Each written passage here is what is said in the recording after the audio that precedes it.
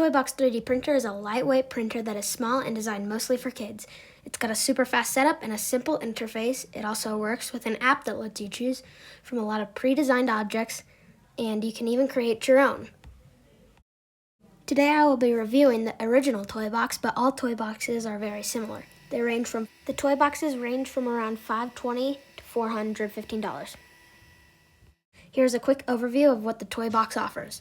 The print volume is very small, 7 by 8 by 9 centimeters, so you would only be printing moderate to small sized objects. The TOYBOX has Wi-Fi and can be controlled by the app.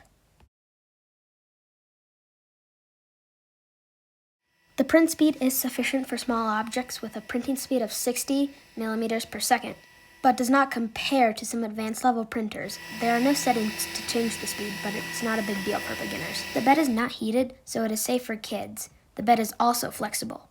TOYBOX does have a free design tool on the app that allows you to create your own models. You can't get too complicated with your models though. One of the most beginner-friendly abilities the printer has is it has its own slicing software in the app for when you want to print a toy from a third-party app. It's really simple to use. You just import the model and push a button to slice it. Inserting the filament on the TOYBOX is really easy. All you have to do is put it into the head, push the insert button a few times, and then it starts extruding. One thing I like about TOYBOX is that they call their filament printer food. There are some cons about the printer though. When the printer gets unplugged, there's no way to start the print again. The TOYBOX can only print PLA, so no fancy filaments like TPU. It's not a big deal for beginners. The printer only uses half-pound filament, which is around 200 grams. You can't fit 1 kilogram rolls on the printer. Also, the build plate is very hard to clean.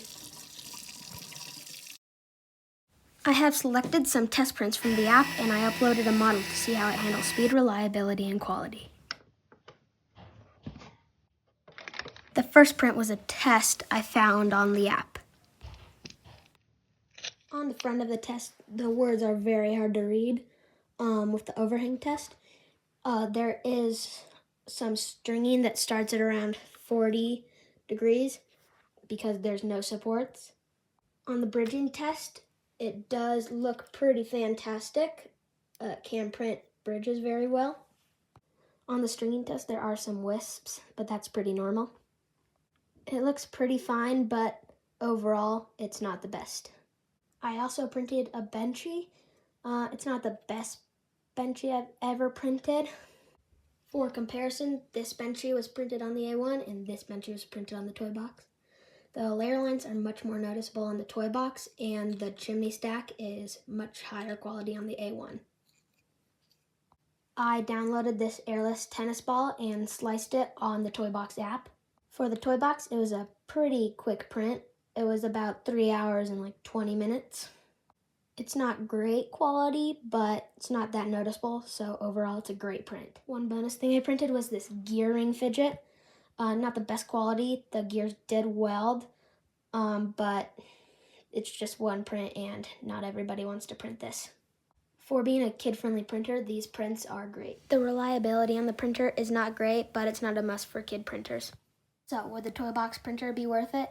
If you're a beginner or a kid, the TOYBOX would be the right thing for you, being fast and reliable enough for a great first 3D printing experience. But if you're looking to print bigger, more complex models and using different types of filaments, you should look for a different option. Would you get the TOYBOX 3D printer? Drop a comment down below to let us know. And if you like this video, make sure to like and subscribe for more 3D printing content.